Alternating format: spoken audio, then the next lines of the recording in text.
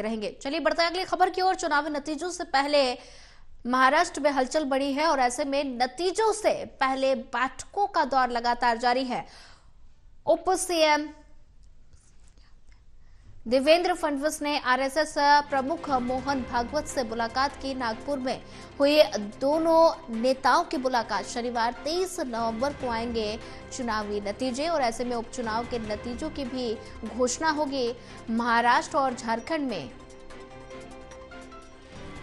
माना जा रहा कड़ा मुकाबला और ऐसे में चुनावी नतीजों से पहले हलचल लगातार बढ़ती हुई नजर आ रही है। बैठकों का दौर लगातार जारी है और वहीं इसी खबर पर ज्यादा जानकारी साझा करने के लिए हमारे साथ एसोसिएट एडिटर प्रदीप कुमार जी जुड़े हुए हैं। प्रदीप कुमार जी, चुनावी नतीजों से पहले लगातार हलचल जो है वो बढ़ती हुई दिखाई दे रही है और ऐसे में बैठकों का दौर लगातार जारी है। देवेंद्र फडणवीस ने आरएसएस प्रमुख मोहन भागवत से मुलाकात की है। ऐसे में ये मुलाकात कितनी महत्वपूर्ण?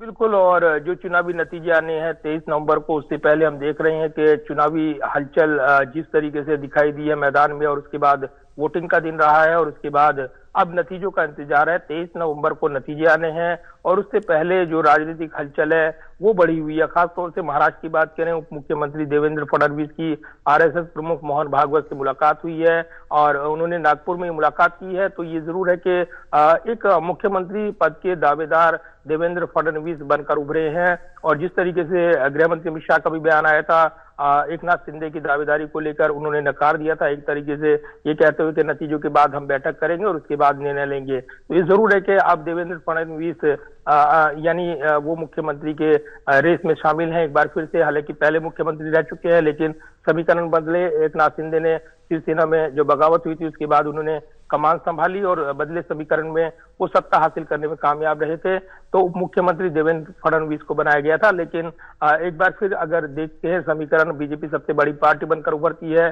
और अगर वो महायुति सरकार बनाता है तब देवेंद्र फडणवीस स्वाभाविक उम्मीदवार होंगे, ये कहा जा रहा है। और इसलिए इस मुलाकात के राजनीतिक मायने ढूंढे जा रही हैं क्योंकि नागपुर आरएसएस का गढ़ और वहां पर ये मुलाकात तो आशीर्वाद शिष्टाचार मुलाकात इसको कहा जा रहा है, लेकिन राजनीतिक मायने गहरे हैं क्योंकि नागपुर में ये कहा जा रहा है कि अघाड़ी की ओर से कड़ी टक्कर मिली है और कहीं ना कहीं चुनावी फीडबैक को लेकर ये मुलाकात हुई है।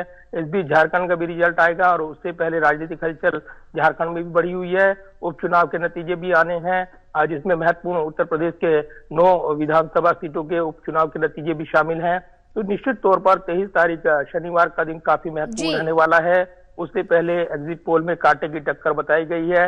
हालांकि कांग्रेस ने एग्जिट पोल से दूरी बनाई थी और इसमें अपने प्रवक्ताओं को नहीं भेजा, लेकिन ये जरूर है कि जिस तरीके से जो मुकाबला हुआ है जमीन पर, अब नतीजों का इंतजार है और उससे पहले राजनीतिक हलचल बढ़ी हुई है। महाराष्ट्र में देवेंद्र फडणवीस की आरएसएस प्रमुख मोहन भागवत से अहम मुलाकात हुई है। जी प्रदीप कुमार जी, ज्यादा जानकारी साझा करने के लिए आपका धन्यवाद।